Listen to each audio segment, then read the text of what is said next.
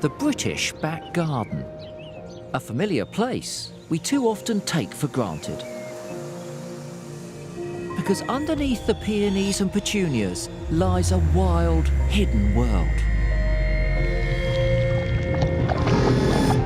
Both strange and delightful. A vast cast of creatures battling for survival in a miniature Serengeti.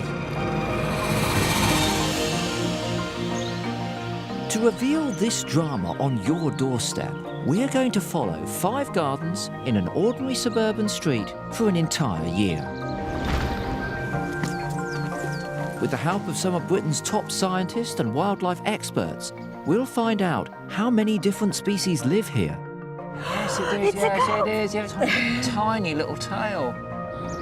And answer key questions about how these creatures survive and thrive through all 4 seasons. We'll find out how much birds rely on our feeders, how snails navigate their way around the garden, and how bees find the right flowers to pollinate. You may never look at your garden in the same way again. We're going to try and answer a fundamental question. Just how many creatures can live in your backyard? Just how good is the Great British Garden when it comes to wildlife?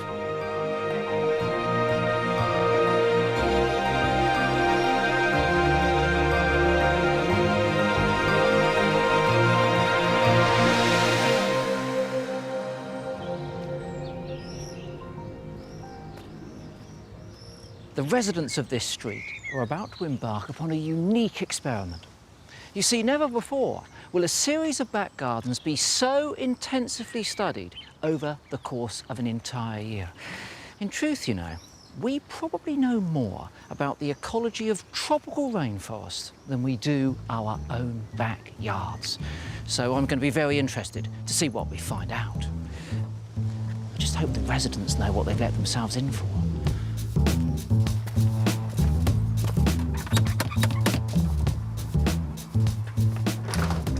Hello. Hello. Hello, how are you? All right? It's July. OK, thank you. Like many residents of Wellland Garden City, Jen and Bruce are keen gardeners.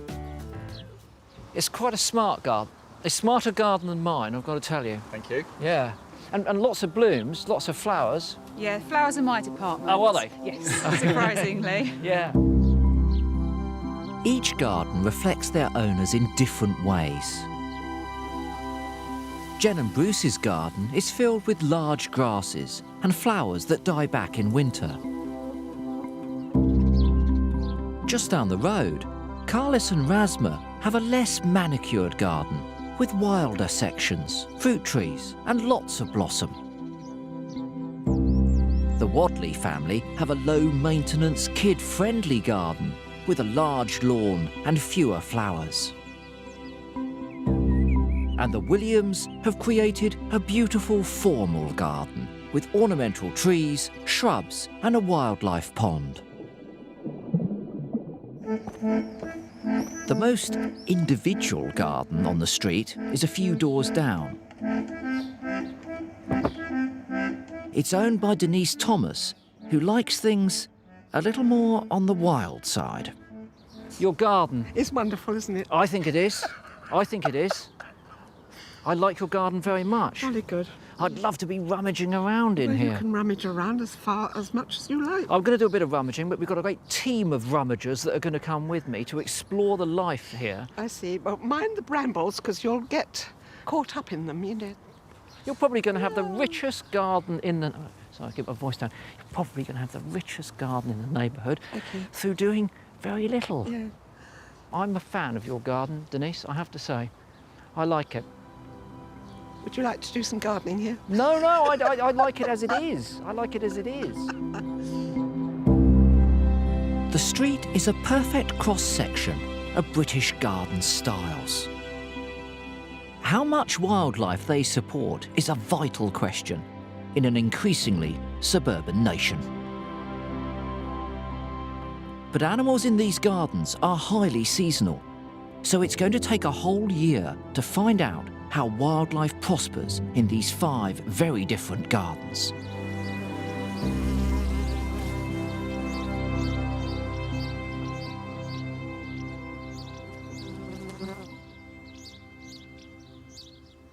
It's summer, and this place is quite literally alive. You see, there are 16 hours of daylight, which means all of these plants are growing very rapidly and producing vast quantities of pollen and nectar. This energy-rich fuel feeds a huge variety of flying insects called pollinators, which in turn feed animals further up the food chain. So for all our wildlife, it's a time of abundance. For this season, we're going to focus on 2 garden environments. This, the flower bed, to see if the pollinators enjoy these blooms as much as some of our gardeners do.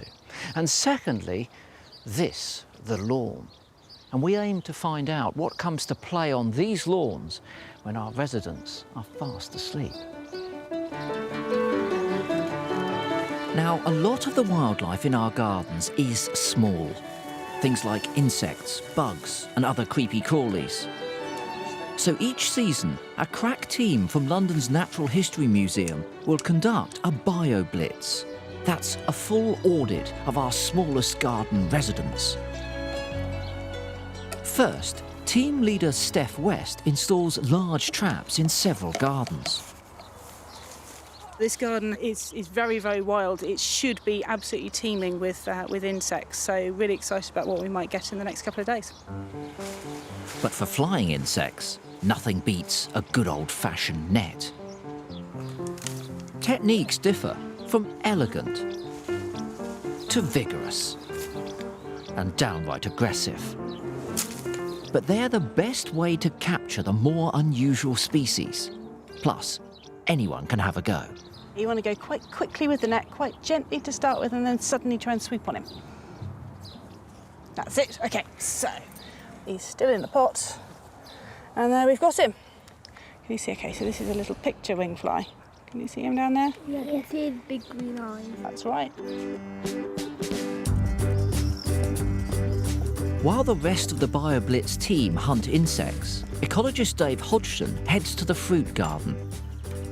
He's here to investigate a creature that gardeners love to hate and definitely don't want in their flower borders.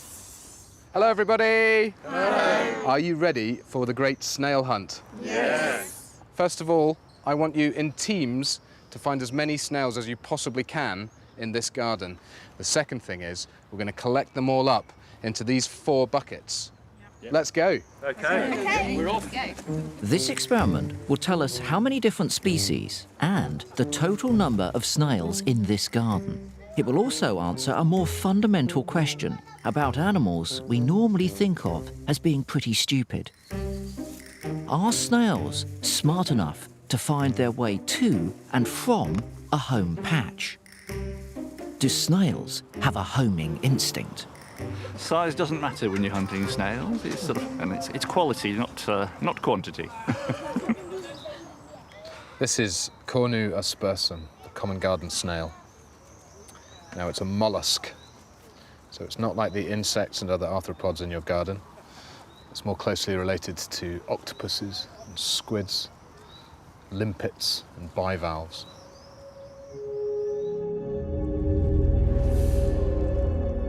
Up close, the humble snail is extraordinary.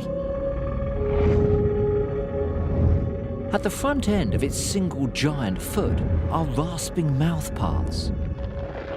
It's these that tear at plant tissue. It has 2 pairs of tentacles. The uppermost hold the eyes, whilst the lower pair deliver the other senses: taste, smell, and touch. They're the enemy of many gardeners, I guess, simply because they eat their plants, and they're almost indiscriminate in the plants that they eat. Before long, our families have collected a serious number of snails. The kids are great at this, and I think it's partly because they're at ground level. Obviously, their eyesight may be slightly better than the older ones. You know, they're trying. They're trying. My wife is still going strong down there. She's always been the hard worker in the family. In total, 65 snails of 4 different species live in the fruit garden. For the next part of the experiment, they all get a snazzy paint job, with non-toxic paint, of course. The colours correspond to which of the 4 corners of the garden each snail came from. And they will now glow brightly under ultraviolet light.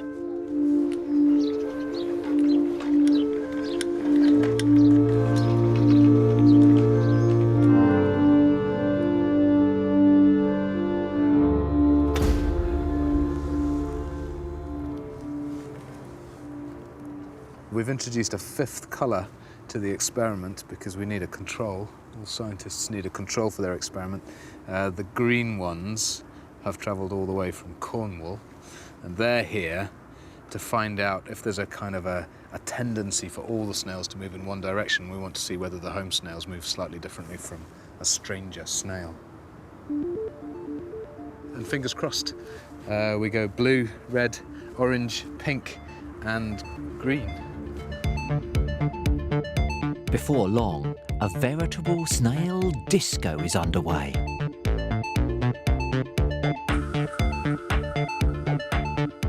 There's a reason they don't move very fast.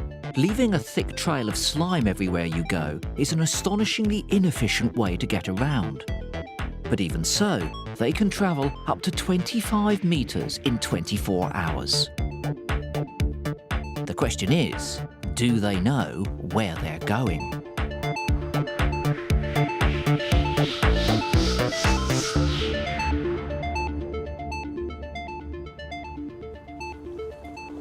The following night, and Dave easily spots where the snails have ended up thanks to their day-glow paint job. So interestingly, and I don't know whether I believe this at all, but the Cornish ones are heading due west, extraordinarily in the right direction to get home. After a few hours hunting, Dave's found almost all of the snails and recorded their location. This is the blue corner where I'm standing now, and almost all of the snails that I found in this corner were blue snails. Now, the red corner, almost all of the red snails found their way back to the red corner. The orange corner is over there. Most of them were orange. And finally, pink, almost all of them were back in the pink corner. Now, this needs some analysis, but as far as I'm concerned, this is quite spectacular evidence for homing instinct in the garden snail, and it's so much better than I ever could have wished.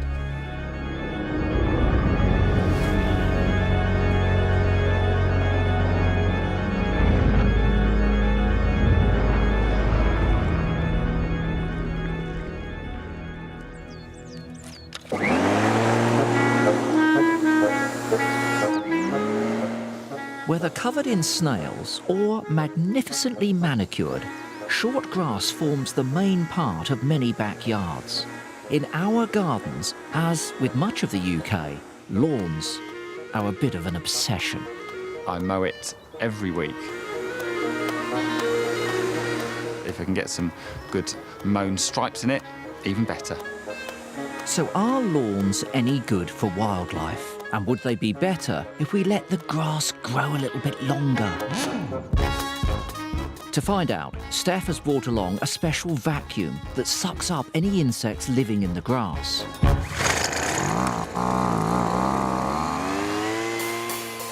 First off, she samples a square of the modern garden's immaculately mown lawn. Then she samples a patch that we persuaded Bruce to leave a few inches longer.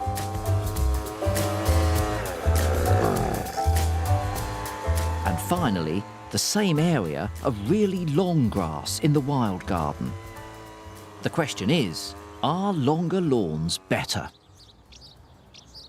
in here we've got the 3 samples that we've taken from our vacuum sampling. Right. That's the short, regularly mown grasslands. Not an awful lot of diversity going on in there. That's the one from the short mown lawn that has been left to grow a little bit longer. And that one that is absolutely full. Look at the Literally contrast rammed full. between your manicured lawn and your unkempt lawn here.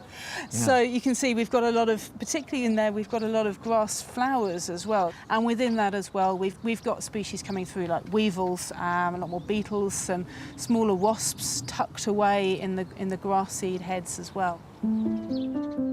The wild garden's lawn contains 3 times as many insects overall and many more species. But even letting our lawns grow an extra few inches helps. If every garden in Britain had a patch of long grass, wildlife would get a huge boost.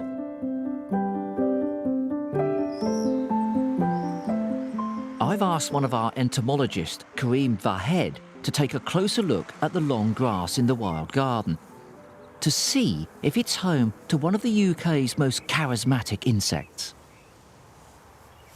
Now, what have we got here? Aha! Now, this is nice. This is the lesser marsh grasshopper, which is great to find. I wasn't expecting to find it here. They're often found on the coast. They like long, damp grass. So I suppose the grass here is very lush.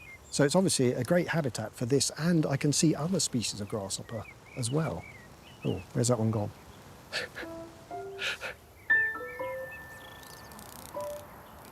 Grasshoppers and crickets are more often found in meadows and grassland, so it's great to find them thriving here in suburbia. As their names suggest, they eat grass, although crickets sometimes snack on small insects. Aha! And this is another species. Now here we have one of my favourites, the Rozelle's bush cricket. People sometimes ask, what's the difference between a grasshopper and a cricket? Well, one of the most obvious differences between bush crickets and grasshoppers is the length of the feelers or antennae. On this beautiful little Rozelle's bush cricket, you can see that the antennae are very long and thread-like. They're usually longer than the body. In this grasshopper, though, oh look, I've got another Rozelle's bush cricket on me. It's crawled up from the vegetation. So you can see the beautiful long antennae, whereas in this grasshopper, you can see the antennae are shorter than the body, quite stubby.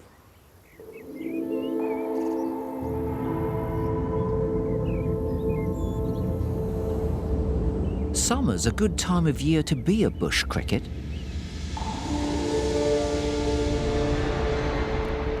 The grass is long, the sun is warm, and so naturally their minds turn to mating.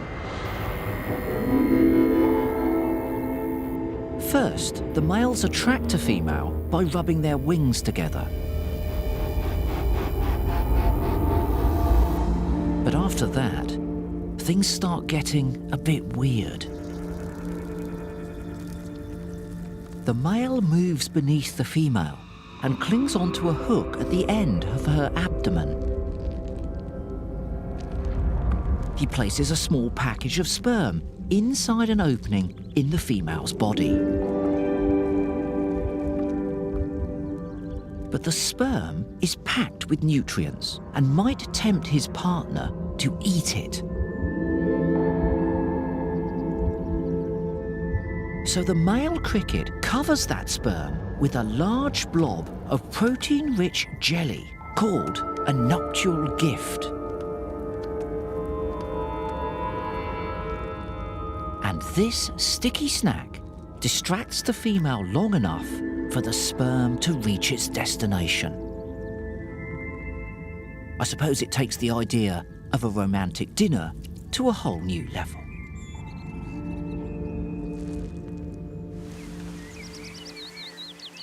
Strange goings-on aren't limited to the smaller animals on our lawns. We've installed fixed motion-sensitive cameras in all of the gardens. The animal that shows up most is also one of the most divisive. For the residents, foxes are a bit of a mixed blessing. We do hear the foxes, usually in the middle of the night, and they make some very sort of strong, loud, sort of barking, howling noises. Sounds quite vicious. A few doors down, retired couple Bill and Jean enjoy seeing foxes in their garden most of the time. We don't mind them coming in at all, really, you know. The cubs, when you see them, are lovely, though, aren't they? Yeah, they play around in the garden, and you can just watch them for ages. Yeah. And you come out here some days and they're throwing all the plant pots around the garden, and it's babies, I should imagine, just playing with it. Pick it up and run around with them. But I don't like the smell. It's horrendous, but there you go. Oh. Our residents have seen foxes in every garden on the street. But exactly how many there are and what they get up to at night is still a mystery. By looking at markings on their faces, mammal expert Dawn Scott can tell individual foxes apart. And she's discovered that our gardens are home to a large and rather unusual fox family. So we've seen 4 cubs and 1 adult so far. This is the adult here. Yeah. He's quite distinctive. I'm saying he because we thought it was a female. Right. We thought it was a mother and cubs. Yeah. But actually, it's a dog fox. And his tail is quite distinctive, quite narrow, and he's also got a little black mark on his lip. Okay. So I've called him Tash. And you can see 1, 2, 3, 4 cubs. 3 went through, so that's your 4. That's the 4 cubs. Dawn, what do you think has happened to the female fox here?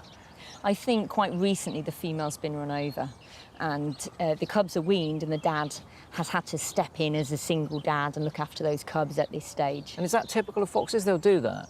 It's quite unusual, actually. It's been known, but it's not common. Make or break for those cubs, basically. Yep. So he's playing the role of a good single parent. Fox cubs have a very high mortality rate, so it's doubly impressive that Dad Tash has kept his young family going.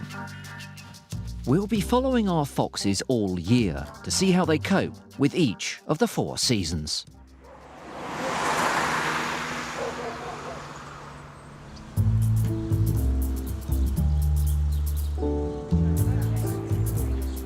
At our HQ in the pond garden, the BioBlitz team are slaving over hot microscopes, trying to identify as many insects as they can. It's a tough job. The only way to tell some species apart are tiny variations in leg length, wing shape, or even genitalia. What's clear is that in summer, our gardens are full of pollinators, attracted by the huge number of flowers.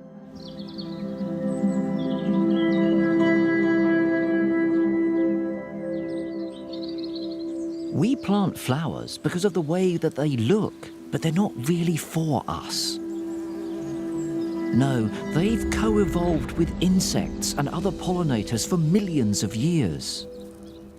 The plants provide sugary nectar, and in return, the insects transport pollen from flower to flower, fertilizing them. It's how flowering plants have sex. But this doesn't happen by accident. Flowers use secret signals to tell pollinators where to go.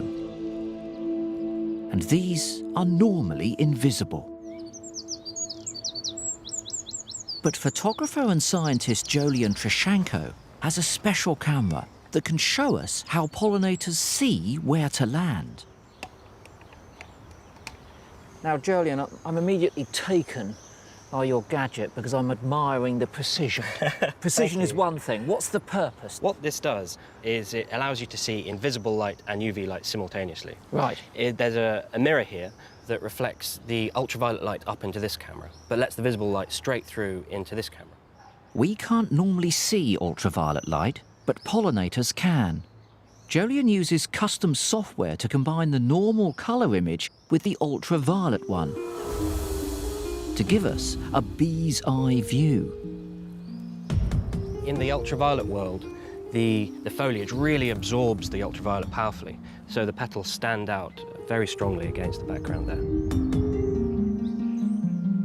This contrast works like landing lights, guiding the bees to the flowers.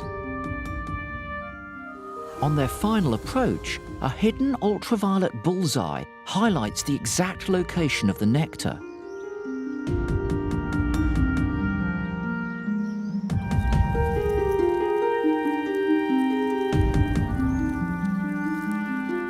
The camera shows our borders in a whole new light. Well, it doesn't only look good, it is good at proving its purpose as well.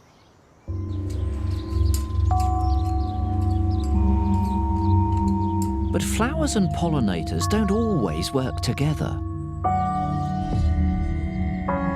Beneath the border in the pond garden, some insects are carrying out daylight robbery.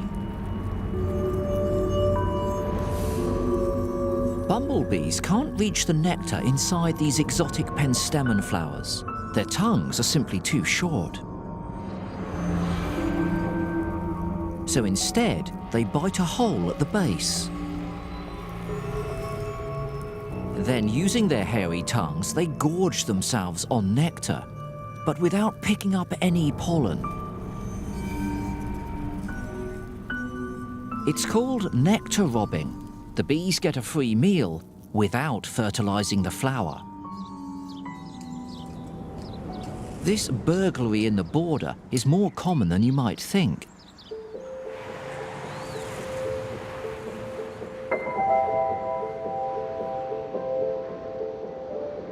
Dusk in the gardens. And in the flower borders, there's a changing of the guard. Day flyers retire, and out come the creatures of the night. Many moths feed on nectar just like bees, and they're important pollinators.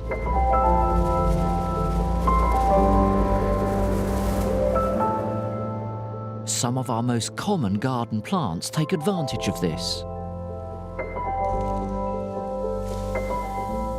Evening primrose flowers unfurl only at dusk and stay open all night long.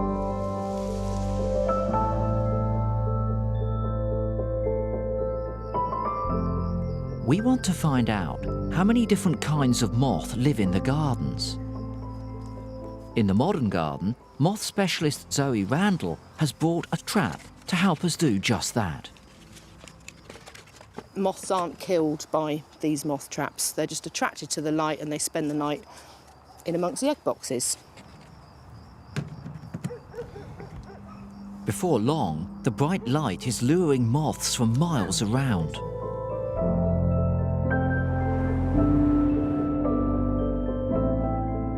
Moth numbers are declining in the UK, but there are over 30 times as many different species of moth as there are butterfly, which means they come in an amazing array of shapes and sizes.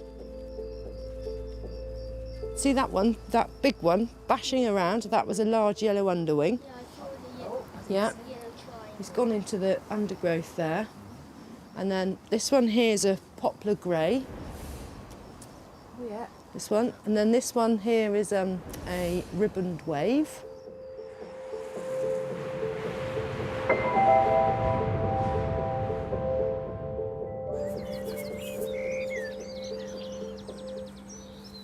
It's morning, and Zoe's back to check her results.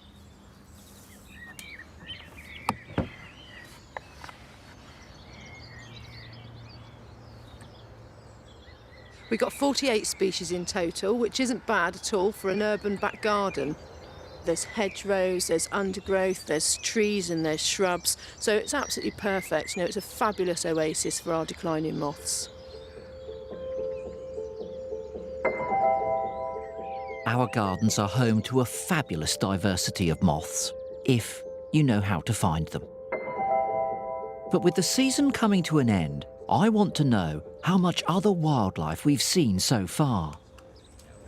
How's the team doing in terms of biodiversity, range of different species of pollinators? What do we think? Yeah, so we're getting about 20 species per garden across the three taxa that we're focusing on. So that's across the flies, the wasps, and and the beetles as well, showing But different. we're talking hundreds of species in this small number of gardens. Yes, yes, which is really interesting to get that many Well, I species. think many people will be surprised. They'll probably have seen the bumblebees and the honeybees Yes. and maybe some butterflies and presume that that was their pollinator set. But there are hundreds of Yes. other organisms out there doing There essential are. work. Yes, absolutely. Along with our pollinators, we found 10 species of mammal, our moths, snails and crickets. So already, this shows us the richness of the wildlife in our gardens.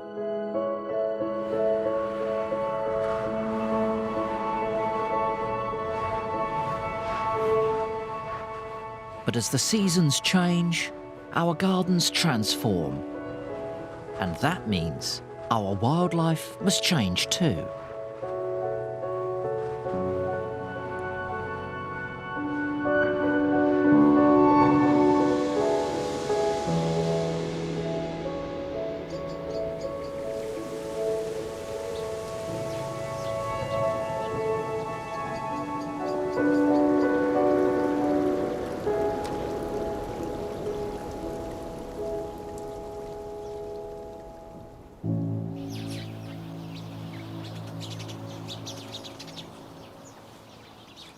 The year has turned. The days are getting shorter, the nights are getting cooler, and there's a real whiff of autumn in the air. But thankfully, throughout the summer, the pollinators were doing their duty, because now there's an enormous quantity of berries, nuts and fruit available. And this season, we're going to be looking at how the creatures in our gardens use these resources to prepare for hard times ahead. Our Bioblitz team is back, hunting for more species of insect and other creepy crawlies. And our cameras are capturing how our larger animals cope with this critical time.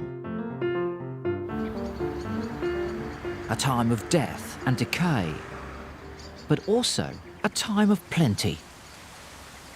At this time of year, many animals prepare for the hard winter ahead by eating as much as possible and storing the excess as fat. So if you're out and about, you might spot some plump pigeons, some stout squirrels, or some very fat pheasants.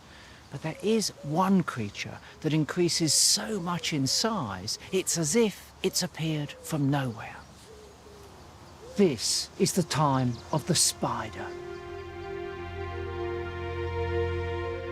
Almost overnight, in mid-autumn, our gardens suddenly become festooned with silk. But the spider season isn't always popular with our residents. They move in a very suspicious way, particularly inside, so they scuttle around with their legs and crawl up walls, which is quite unnatural, really, to a human. So I think that's the bit that's quite scary. But the spiders in that shed, oh, I mean, sometimes they make me jump when I see them. God, they are big, aren't they? The size of your hand almost, like that, you know. Yet spiders are a vital part of any garden ecosystem. Entomologist Kareem Vahed is scouring their favourite haunts to find as many different species as he possibly can. He thinks we should all be welcoming them with open arms. Spiders are definitely the gardener's friend. They consume a huge amount of potentially nuisance insects and pests. In fact, this spider here has just recently fed on a nice big fat juicy greenfly. This is a beautiful garden cross spider, the classic garden spider. We start to see them towards the end of the summer and the autumn because the females have been growing through the summer and they finally reach adulthood at this time of year. They spin these beautiful orb webs, and I'm going to see if I can tempt this spider out of its little lair.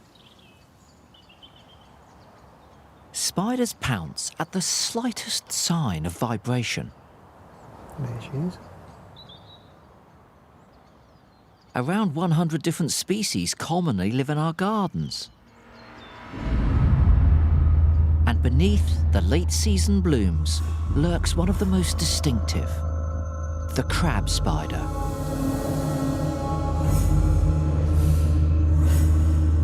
With her venomous bite, This female will kill flies and even larger insects like bees.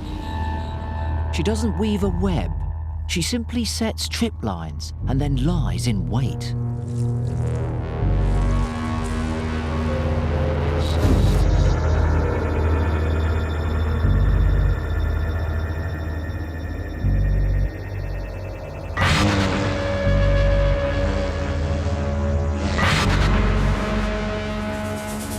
When your prey has a deadly sting, it pays to be cautious.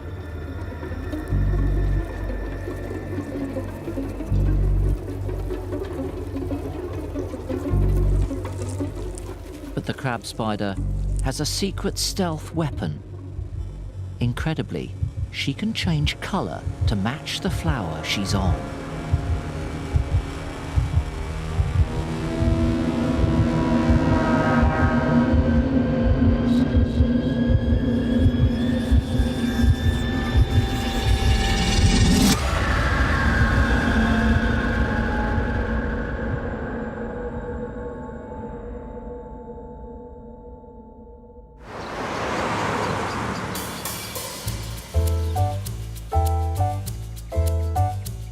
It's not just the spiders that are fattening up for winter.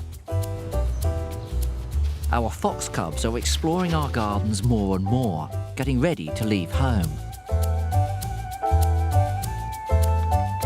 Like all teenagers, they're constantly hungry. Thankfully, this rabbit didn't end up as dinner.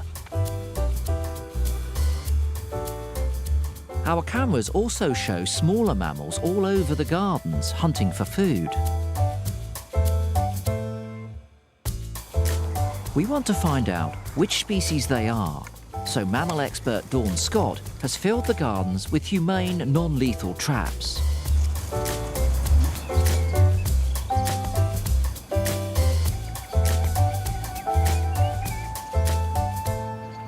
The wild garden is ideal small mammal habitat. If the trapdoors are down, it's a good sign. Woohoo! Door's shut. Door down. Door's shut. We love door down. Do you want to keep hold of that?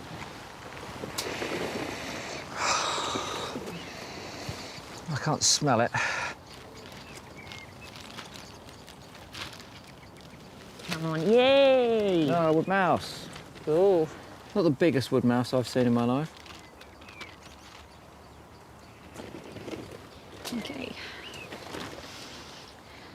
So with a wood mouse, you've got this really white tummy. In a house mouse, that would be grey. Massive whiskers. Massive whiskers. And so sensitive as well. Yeah. It can detect their surroundings by that and navigate. And they're extremely agile with that long tail for balance, because these things will climb right up into the trees, won't they? Here he comes, here he comes, here he comes.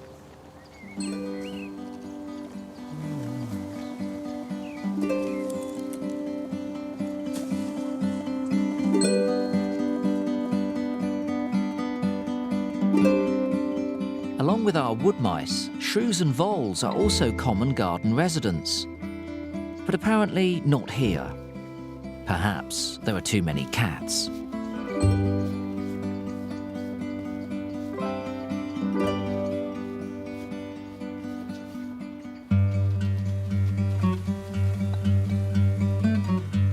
As well as the mice, our cameras have picked up animals our residents haven't seen here for many years.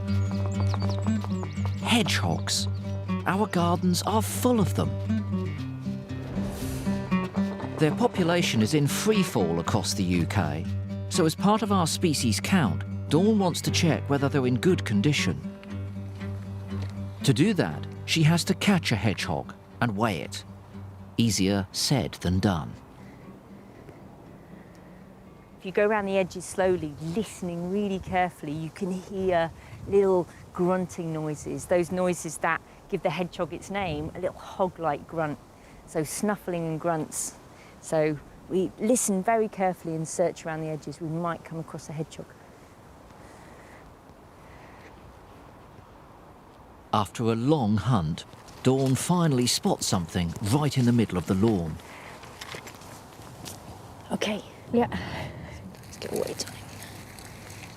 This young hedgehog is well underweight and unlikely to survive the winter if it stays that way. But it's still got a fighting chance. You see, at this time of year, it can put on weight very quickly, as long as it has a reliable supply of food.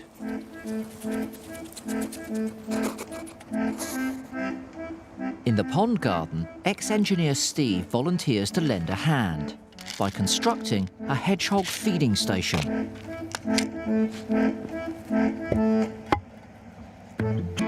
And it's not long before our hog is taking full advantage.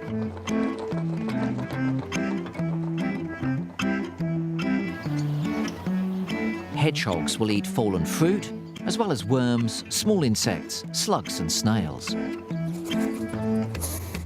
So they're not just cute, they're a true gardener's friend. And hopefully our street will still be full of hedgehogs come spring.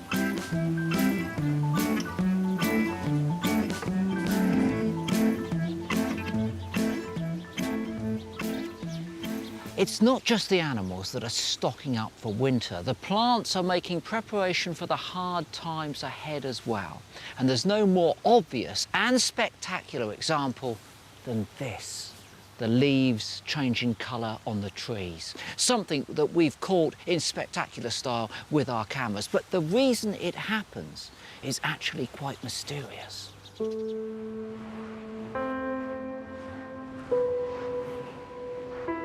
A tree's leaves are its power source, turning sunlight into energy.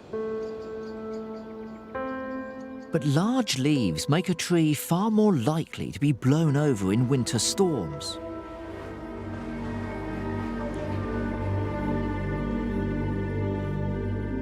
First, the tree breaks down the green pigment, chlorophyll. This reveals yellows and browns. But some trees also manufacture a special pigment in autumn that turns their leaves a glorious red.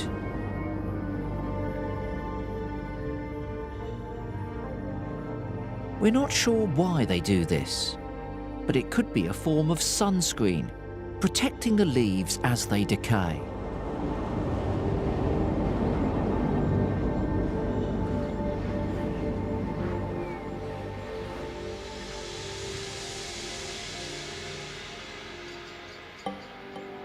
Whatever the reason, for gardeners, the end result is the same. Lots and lots of dead leaves.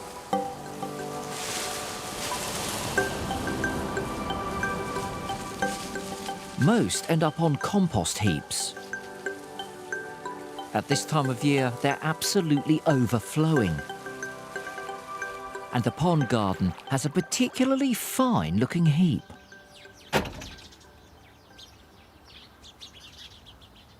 This is an extraordinarily rich environment. Not just all of the material that's here, but all of the life that's here. Having taken the side off of this particular compost heap, we can look at the strata of decay, because the material down at the bottom here has obviously been in here the longest, and it's pretty much broken down into this fine soil. At the top, there are larger pieces here. Look at these leaves. Nothing started munching them yet. So what we've got here is a little ecosystem. In amongst it, we've got detritivores, things that are breaking down the dead material. But then, of course, we've got the things that eat them. So it may look lifeless on the surface of things, but I've got to tell you that this is an extremely dynamic part of any garden.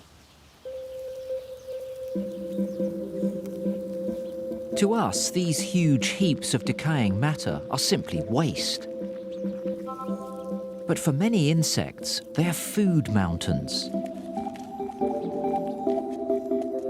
This dead vegetation attracts vast numbers of hungry creatures.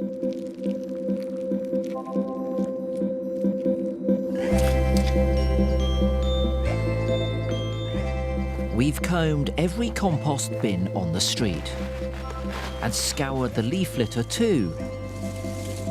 And we're starting to get a picture of the weird and wonderful creatures that live here.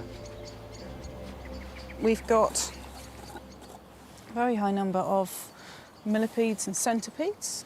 That's one of our flat-bodied millipedes there. Flat-bodied millipede, look at that, they're fantastic. In terms of body shape, we can contrast. Look at that. That is a remarkable organism, isn't it? Yeah. It's at least 6 centimetres long. It A is. single species of centipede. Yes. I used to find these as a kid in the garden under stones. Now, if you want a truly dramatic example. Oh yeah, that's Oh, much no. larger than... Yeah. Yeah. I mean, that's a tiger, isn't it? The equivalent of a Siberian tiger in the leaf litter. A ferocious predator. Yes. And of course, you'd need to be a ferocious predator if you're going to attack things like woodlice, incredibly well defended.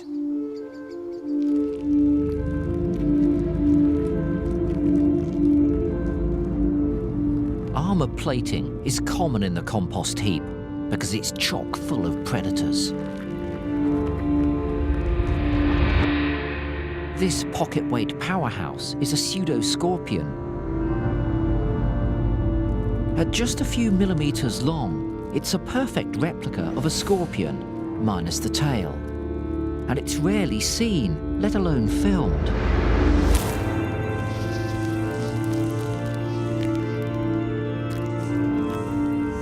For sheer weirdness, nothing beats the harvestman. It hovers above the compost heap like an alien spaceship.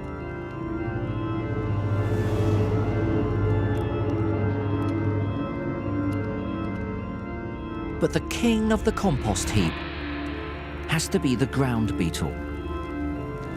Armed with powerful jaws, this jet black assassin is fast and ferocious.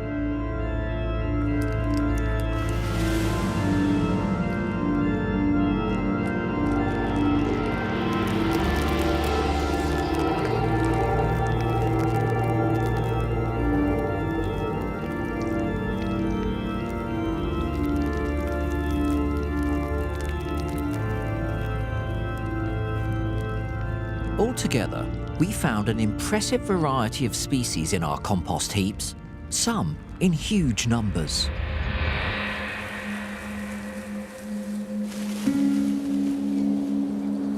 But autumn leaves aren't just important for the animals in our compost heap. They're food for the humblest creatures too. And in autumn, they're at their most active. The Natural History Museum's curator of worms, Emma Sherlock, has come to the kids' garden to find out what kind of worms live here. Thank you very much for helping out doing a worm survey today. Emma's got an unusual trick to charm worms up out of their burrows. A mixture of mustard powder and water. Right. The water then goes down into their burrows and just irritates them a little bit. It doesn't do anything really nasty, just kind of slightly annoys them.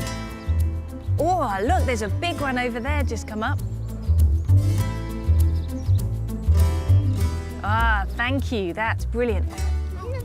Aha, brilliant, thank you. This one. That one's probably an encatriid. Oh, yeah, nice.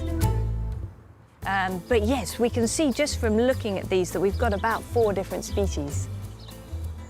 It's a good start, but to do a proper worm survey, the families must leave no stone unturned. Should we have a look, see what we can find? A really big fat one? Yes.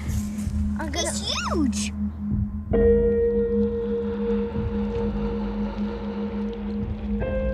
Worms perform fantastic feats in our gardens.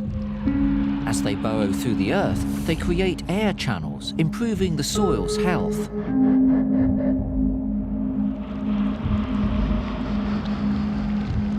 As well as eating decaying matter, they use tiny stones in their stomach to grind up and digest the soil itself.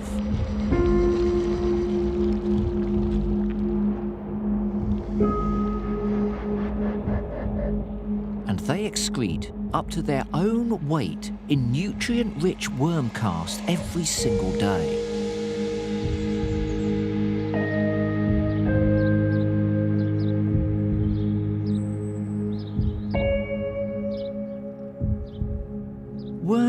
really are the gardener's best friend, but they don't have it easy. It's a really tough life being an earthworm. For one, we don't appreciate earthworms enough, but also they are right at the bottom of the food chain. Everything eats earthworms.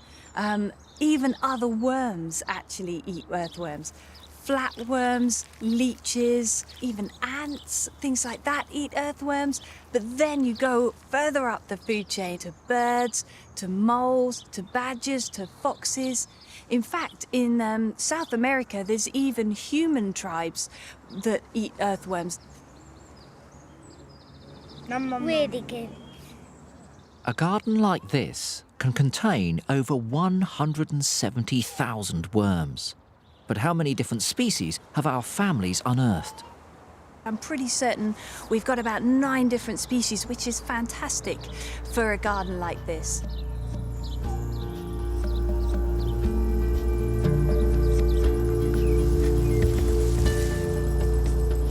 Our Bioblitz team have done well this season.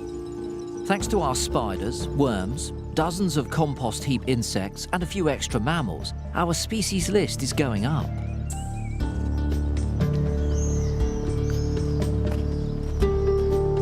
But the seasons are changing once again, and so too are our gardens.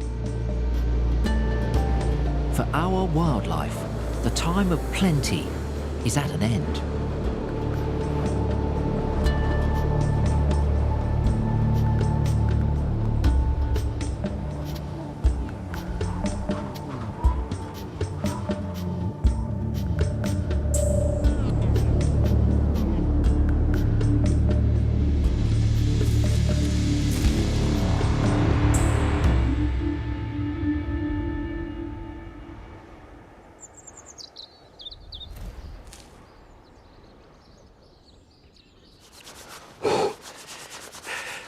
It's winter, and it's cold, and the nights are long and colder still. So for the animals in the garden, this time of year can be deadly. There are slim pickings for our wildlife in this weather. Fewer flowers and leaves mean fewer insects. And that means less food for everything else higher up the food chain. Which is why, at this time of year, many of us lend a helping hand. Even when it's cold and rainy, there's always somewhere in the garden where there's plenty of food. The bird feeder. In this season, we're going to be looking at how our generosity positively affects our feathered friends, our birds. We are monitoring the feeders with our cameras to record how many different species visit. Many, such as these long-tailed tits, are pretty common. But you don't often see pheasants in suburbia.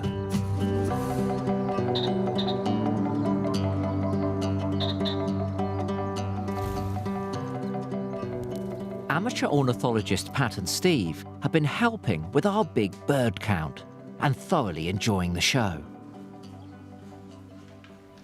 The interesting thing is all the birds that you're getting in your garden are essentially woodland species. Yeah. So the tits are woodland species, your tree creeper, your nuthatch too, your wood pigeon that you've mentioned. And this is because gardens offer a sort of, well, they're a marginal habitat, but they're pretty much a replica of a little woodland clearing. Many garden birds are seasonal commuters, living in the countryside during the summer and coming to our gardens in winter when food is scarce. It's easy to see why. In Britain, bird feeding is a national obsession. Guess how much the Brits spend on bird food every winter? I wouldn't like to hazard. No, go on, steal your neck. Come on, several millions. Several million. Several million. It's in excess of £200 million every winter that we spend in the UK. Right. And as a nation, we spend more per person than anyone else on earth. Altogether, we record 38 different species of bird on our feeders and in our gardens. But we also want to find out how many times a day individual birds are visiting our feeders. In other words, how much they rely on the food that we are leaving out. To do this, we need to be able to tell one bird from another of the same species. This isn't possible by eye, but it is possible using some clever technology. But first, we've got to catch some birds. Peter Delaloy and Stephen Lang have over 60 years of experience between them.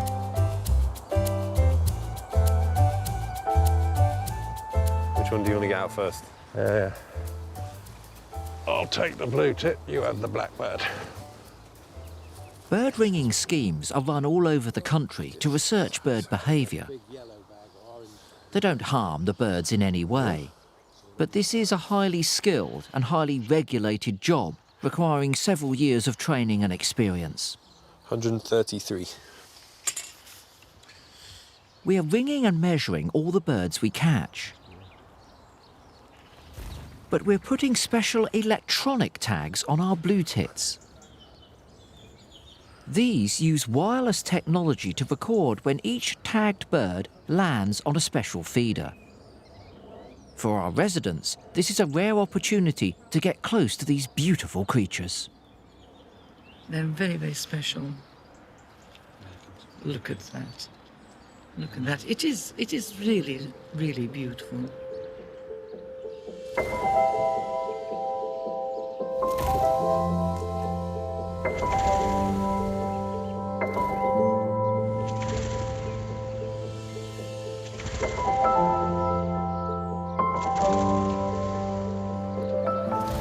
Oh, happiness.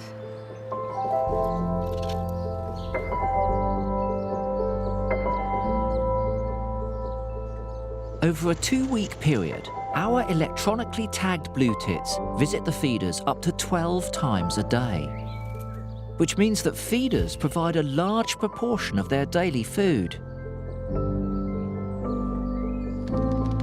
But even so, with a hard winter, over half of the adult birds won't survive into the following year.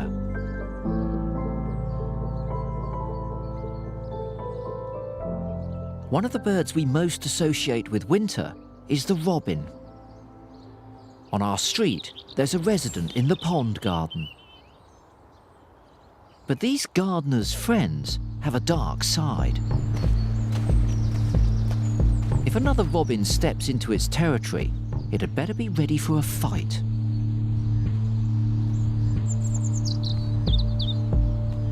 To see this in action, ornithologist Kate Risley has brought along an intruder, a creepily lifelike stuffed robin.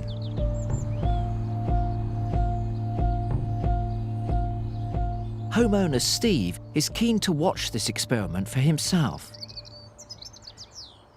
He's in the tree behind the sheds with the mossy trunk. On the apple tree. Our resident robin tries to show the intruder who's boss by making an aggressive staccato call called ticking. Kind of a sign of aggression, territorial sign. Right. It's a kind of alarm call. Would that be a Just warning a as well? Yeah, so it's saying that I'm here Yeah. to the other birds. He's a little bit het up, I would say. You can really see that movement he's making, very sharp, very short, ducking himself, and he's really drawing attention to himself and obviously to his red breast. Yes. That's the bit that he's trying to show. We're used to seeing a robin's red breast on Christmas cards, but it's actually war paint, a signal telling rival robins to back off. If the posturing doesn't work, they've been known to fight to the death. Of course, we remove our intruder long before they come to blows, and our resident robin can go back to posing for Christmas cards.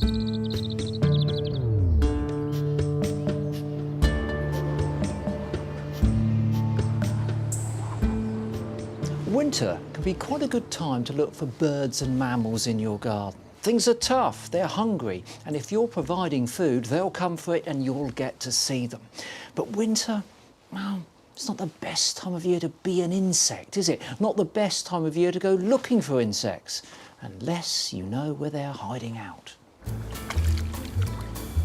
Even in this cold weather, our team are scouring the street, trying to answer our central question: how much wildlife lives in these back gardens? They're not finding many insects in the gardens themselves, but entomologist Kareem Vahed is having better luck hunting through sheds and garages. So, Kareem, you're having a good rummage around this pretty untidy old garage. What have you found? Quite a few things that in nature would hibernate in caves or even in hollow trees find sheds like this or garages an ideal substitute. So one thing that I found is really nice is the herald moth, which overwinters as an adult. Yeah. And in fact, just over here, I can see it above your head, there it is. A very nice herald moth. Yeah. In fact, there are about 5 in this garage in various places. Yeah. Most insects die off in autumn, leaving eggs or larvae to overwinter and then emerge again in spring. But the hardiest simply find a safe spot and become dormant. Sat motionless, they expend very little energy and should survive until spring without food or water. Many can even survive a hard frost. Quite a few insects can actually withstand temperatures below freezing. They actually produce an antifreeze in their blood, so they can actually withstand having ice around them. Wow, amazing.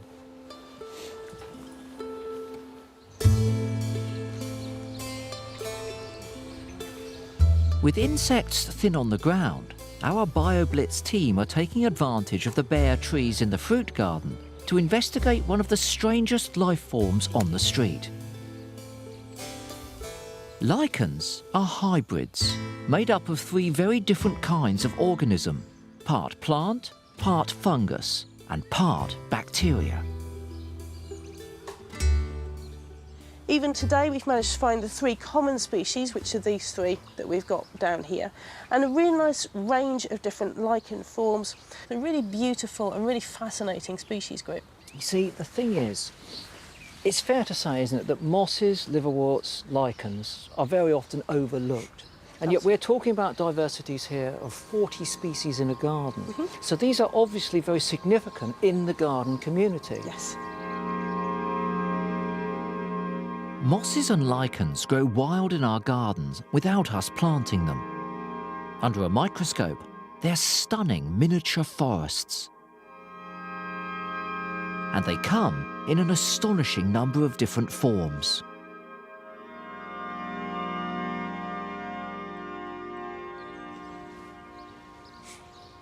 So it's one pot, which might have had a geranium. I don't know what it's had in it. Don't know.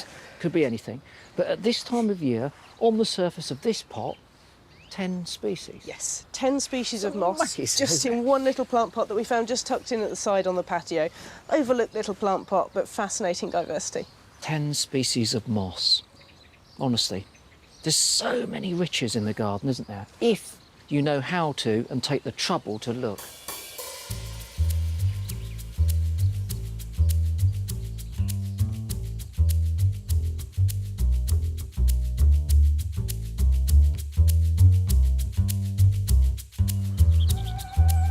Unusually, for this far south, there's been snow this winter. It makes the gardens a joy to look at, but I want to find out how our family of foxes are coping with the cold.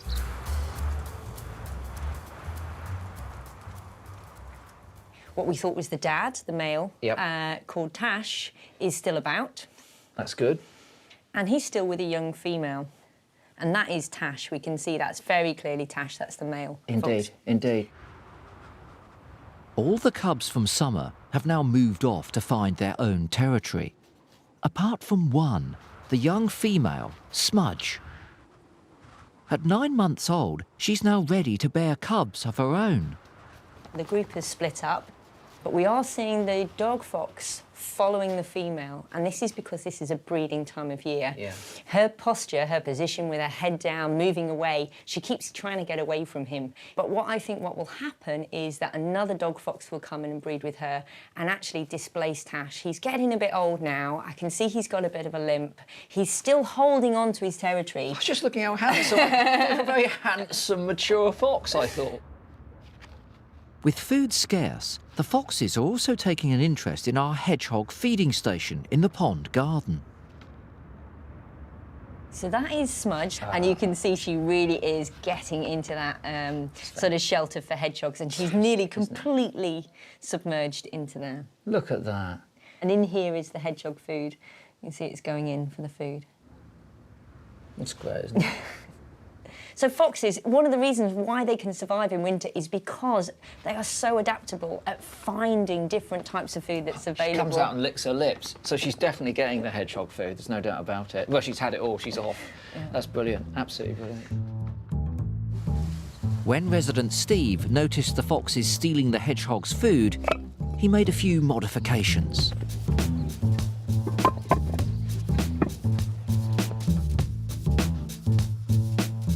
And it is really interesting to see how they deal with that. So this is Smudge coming in. She can't get in. He's put it at an angle now, so she can't get her head round like she did before. And then she tries to go from above, digging it out, and take off the paving slab, which is very heavy. She can't get in.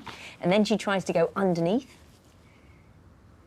This just shows you what's going on in that fox's brain, how intelligent they are.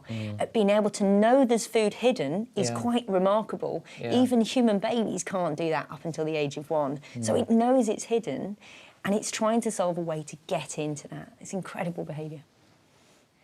And then obviously she finally scent marks it. And what happened? Did she ever get in? She didn't get in, no. Absolutely flummoxed the fox.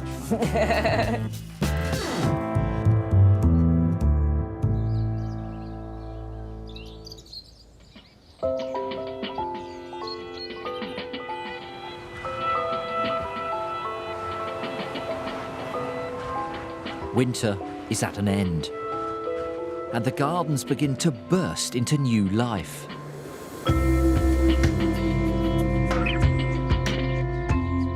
For our wildlife, good times are just around the corner.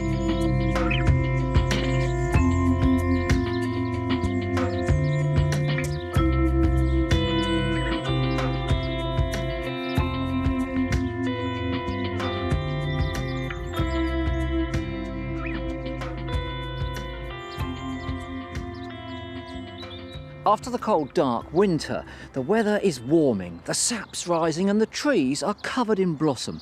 Our gardens are in the throes of a radical transformation.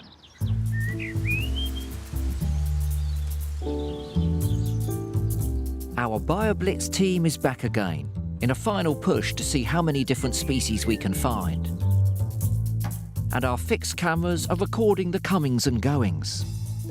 It's a critical time of year for the wildlife in our gardens, when a few weeks' head start can make all the difference. We're going to investigate how animals wake up from their winter slumber and take advantage of all the fresh new growth. We're also going to be delving deep into our pond. We often say that putting a pond in your garden is the best way to attract wildlife, and I want to find out whether that's true. Throughout the year, the pond has changed dramatically. From lush growth last summer to leaf fall in autumn, freezing over in winter, and finally bursting back into life in spring.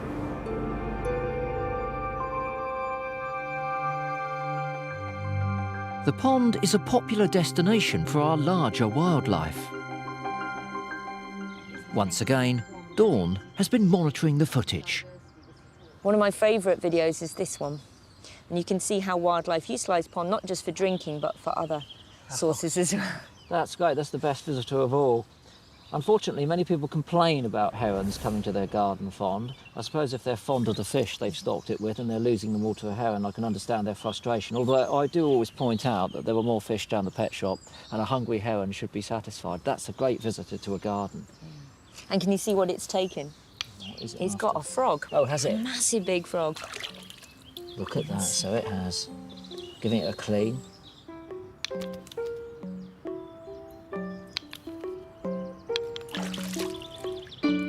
That's a great piece of biology in action, isn't it? It really is.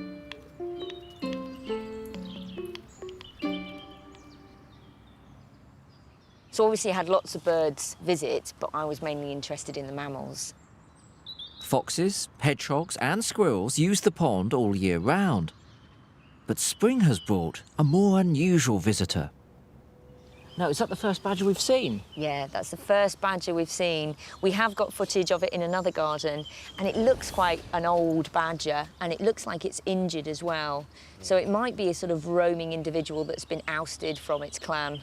But yes, we can see that the badger is drinking from the pond as well. So all the mammals are utilising the pond as well as that diversity of birds. Now, the pond is obviously a great resource for animals who live on dry land. But in spring, the real action is under the water. In early March, our cameras pick up something extraordinary. Frogs, and dozens of them.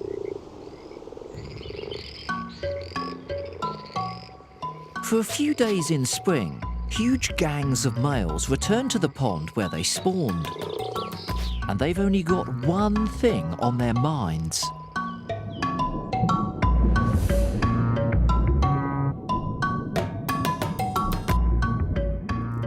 Mating is a pretty public affair if you're a frog.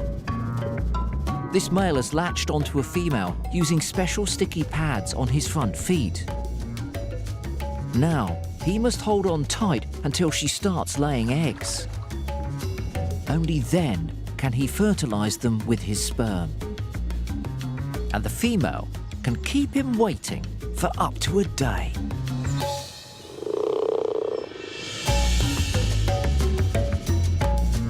Competition is fierce.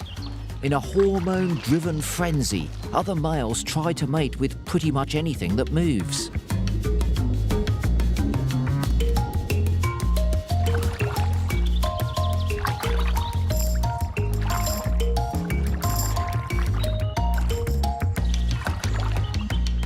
But our male lasts the distance.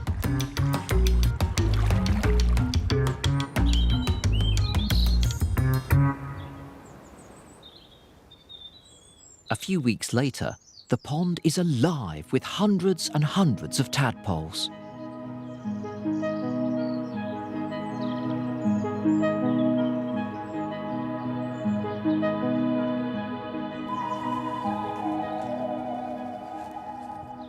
There's a reason that frogs lay so many eggs. If you're a tadpole living in this pond, then beneath the surface, terror lurks. Pond life is every bit as cutthroat and alien as life in the deep ocean. This dragonfly larva is fast and deadly. It can live in the pond for up to 3 years, feasting on tadpoles and other pond life, before climbing out and emerging as an adult dragonfly. But newts are the dragons of the deep. Lithe, active hunters. At this time of year, the tadpole-filled pond is their version of paradise, where dinner almost swims right into your mouth.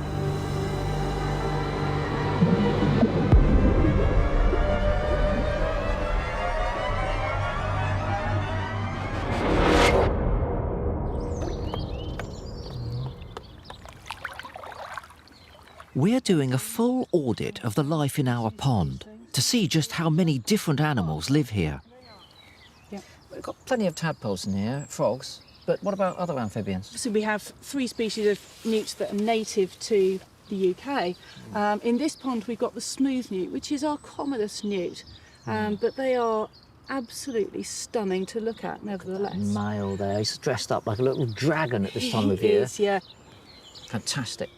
Steph, this pond, this tiny little pond, and it is modest, but well sculpted, we have to say. Absolutely. It's packed full of life, isn't it? Yeah.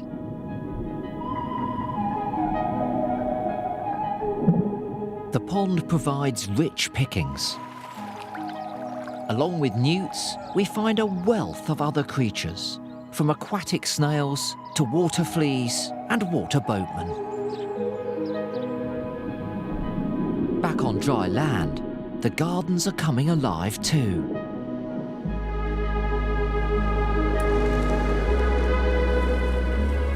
As the weather warms, trees burst into leaf. The fresh new shoots are tender.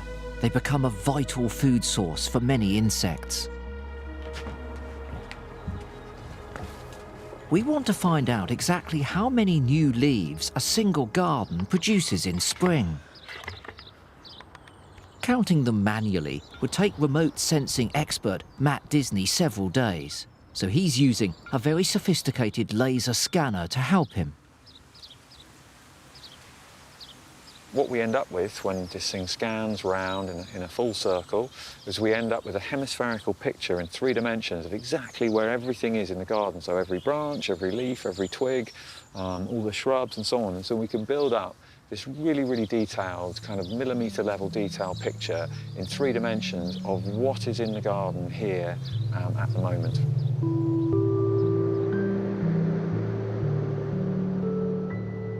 Matt normally uses this technology to study tropical rainforests.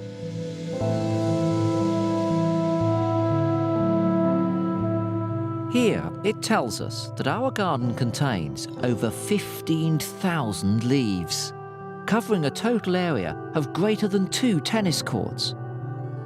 It's a vast amount of potential food.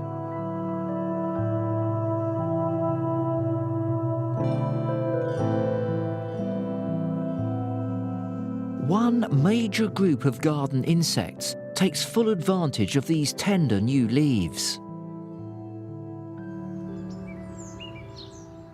Huge numbers appear in spring, munching their way through a vast amount of fresh growth. And Kareem Vahed has tracked some down. These insects aren't at all popular with gardeners, but I think they have a fascinating life cycle. They're aphids or greenfly. Our gardens are full of masses of these tiny creatures, almost before spring has begun. That's because at this time of year, they don't need to have sex to produce young. Aphids overwinter as eggs, but the individuals that hatch from those eggs actually give birth to live young, and they do this without the need for mating. They do it asexually. The live young themselves are actually already pregnant with the next generation, so the aphids can reproduce at a phenomenal rate. An adult aphid can give birth like this 5 times a day, 7 days a week. In perfect conditions, a single aphid can produce 600 billion descendants in just one season. That's 120 tons of aphids. But thankfully, that rarely happens. One of the reasons why we're not knee-deep in aphids is because so many other insects like to eat them. And we've got an example here. This is the larva of a ladybird. And the adult ladybirds eat greenfly, and so do the larvae. If you're the size of an aphid, this is the stuff of nightmares.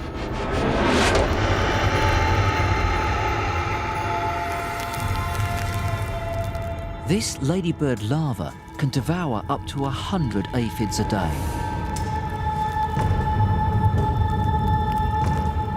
But there is an even more brutal aphid hunter. The hoverfly larva. It snares several aphids at a time using sticky slime. and then feasts on them at its leisure. It can't digest the aphid's tough exoskeleton, so it simply sucks their internal juices dry.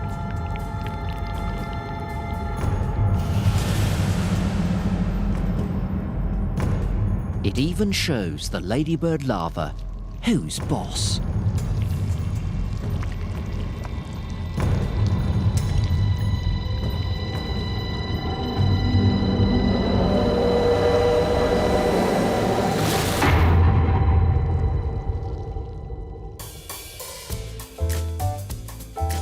All over the gardens, our larger wildlife is waking up and is on the move. Dawn has been following our foxes. In the fruit garden, our cameras have picked up signs that the family is growing. This is Smudge. As she turns around, you'll be able to see her face. Oh yes, there we are. And coming in the background is our dominant male, and he's tashed. And then as Smudge turns around, you'll be able to see down here, there's nipples there. So it looks like she's lactating. It is. Yeah, she's got young somewhere. But does that mean then that he, who is her father, has fathered his own daughter's offspring? Foxes will breed with lots of different males, so it's unlikely that he's the father. Litters can have up to 5 different parents, males, so it's unlikely to be his cubs. The prospect of seeing young cubs has tempted some garden owners to put out food, and Smudge has been loving it. So over the last few weeks, we've seen her starting to collect food to take back to that den. We don't know where that den is, but it must be close. If she's collecting food and taking food back, it's got to be very, very close. She's heading out behind this shed here, so if we have a look through there, we might be able to see where she's going. You can see a trail there, and what we really need to do is to be able to get round into the other gardens and go exploring and see if we can find out where the den is. A tip from a helpful resident leads us to a large section of decking just behind the modern garden.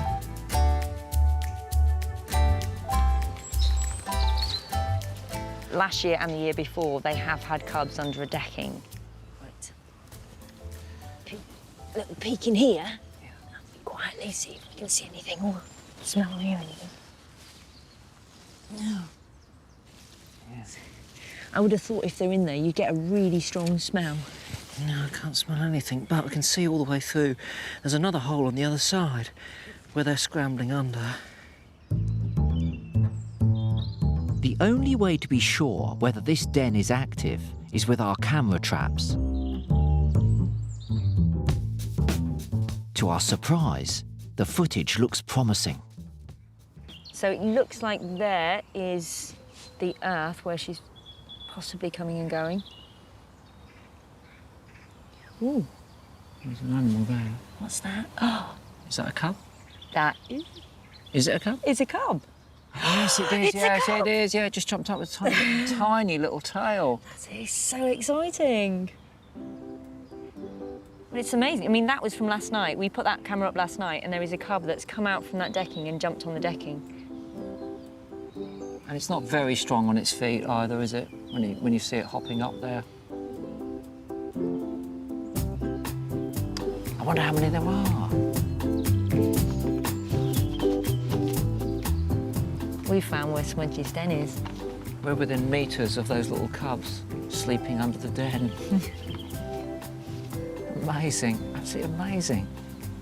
Yeah, beautiful, aren't they? Foxes. Who needs tigers when you've got foxes? Seriously, they're very, very beautiful animals. When we first met Smudge last summer, she was just a cub herself. Now her young are growing up fast. Our foxes aren't just surviving in our back gardens, they're thriving.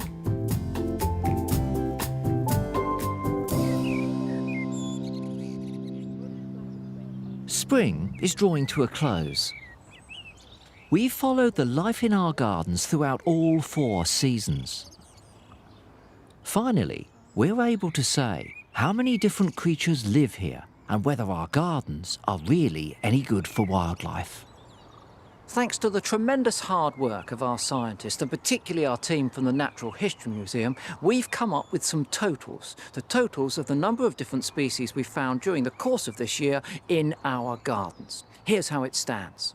42 species of birds, 13 species of mammal, 3 species of amphibian, no less than 48 species of moth, 43 species of lichen, 44 of moss and liverwort, and 490 species of insects and other invertebrates, bringing us to a grand total of 683 different species living in these gardens. And that's fantastic.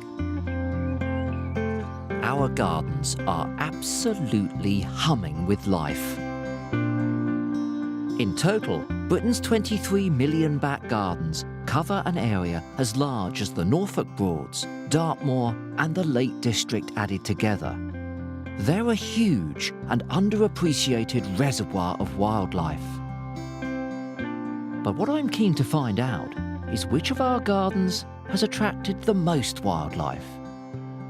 Surprisingly, it's the slightly less manicured fruit garden. Steph, if I'd have been a betting man, I'd have had my money on the garden at the far end of the street, the overgrown garden, as being the most biodiverse, but I'd have lost everything.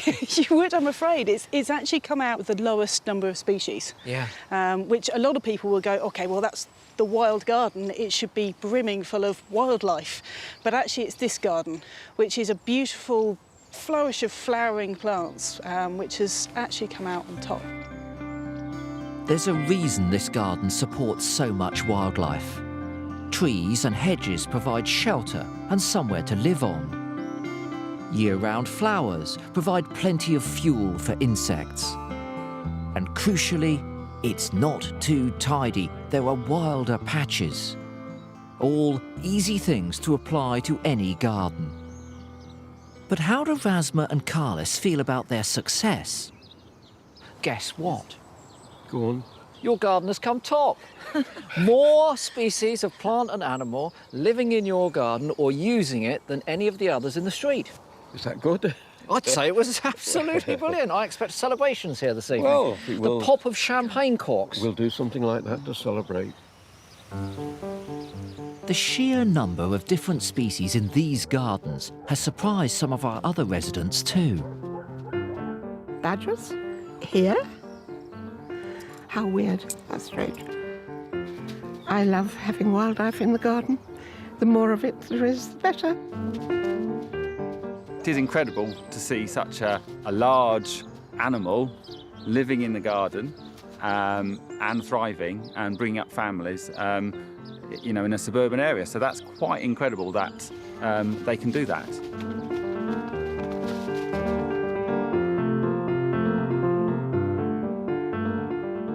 This year-long experiment has shown that all of these gardens, whether they're neat, tidy, manicured, unkempt, or completely overgrown, all support a remarkable abundance of wildlife.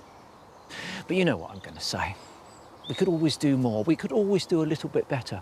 And that's why it's important to find out how we can help the wildlife that lives around us. Because if we do, we can enjoy our gardens, we can relax here and take recreation and take pride in their appearance.